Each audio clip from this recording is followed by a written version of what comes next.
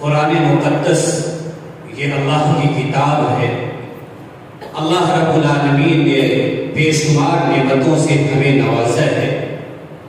اگر ہم اللہ رب العالمین کی ان نعمتوں کو شمار کرنا چاہیں تو شمار نہیں کر سکتے۔ وَإِن تَعُدُّوا نِعْمَتَ اللَّهِ لَا تُحْصُوهَا۔ قرآن مقدس کی ایک سورت ہے سورہ رحمان۔ آپ سورہ رحمان پڑھتے جائیے۔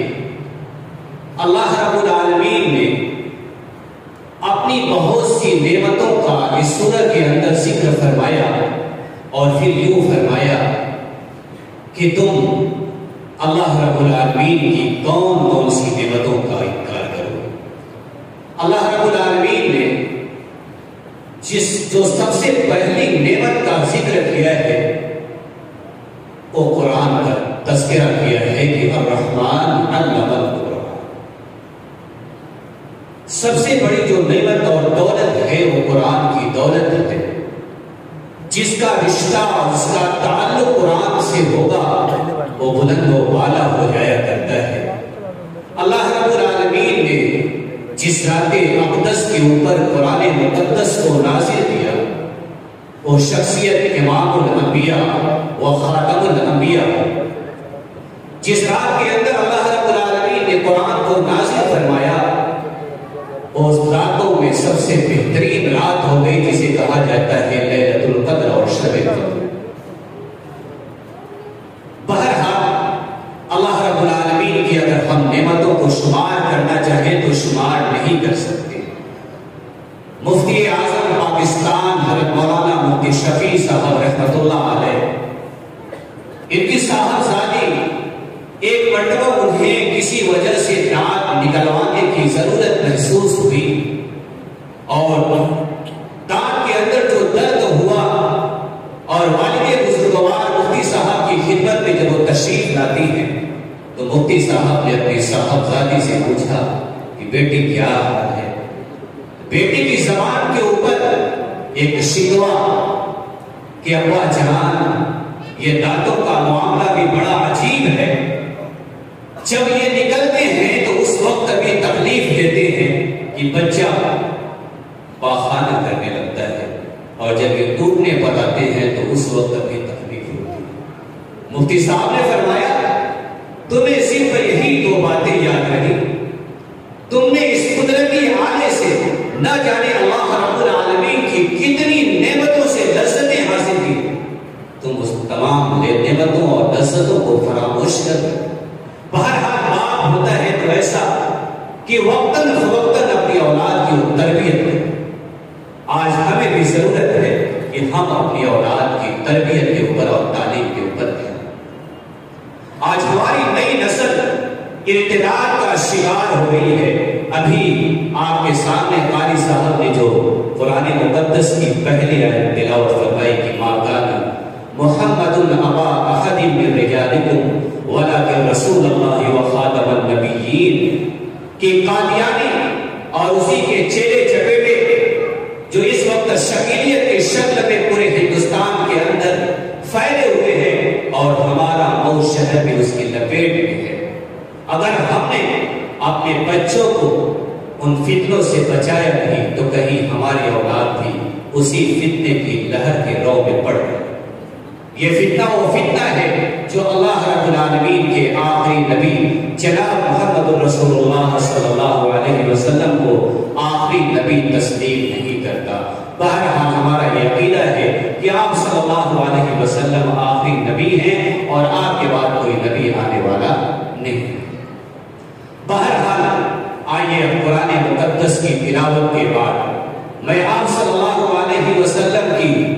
شاد میں نعتیہ کلمات پیش کرنے کے لیے اس سرزمین کی طرف لے چلتا ہوں جس سرزمین کو کبھی یثرب کہا جاتا تھا، لیکن پھر آخر اسے مدینہ الرسول بننا ہی پڑا۔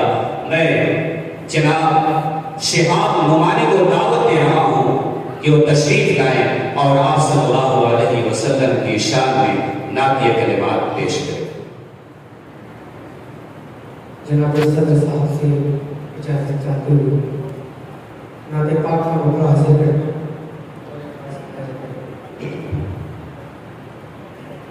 میرے نبی ہے، میرے نبی ہے شان دو عالم، میرے نبی ہے شان دو عالم، صلی اللہ علیہ وسلم، میرے نبی ہے شان دو عالم، صلی اللہ علیہ وسلم،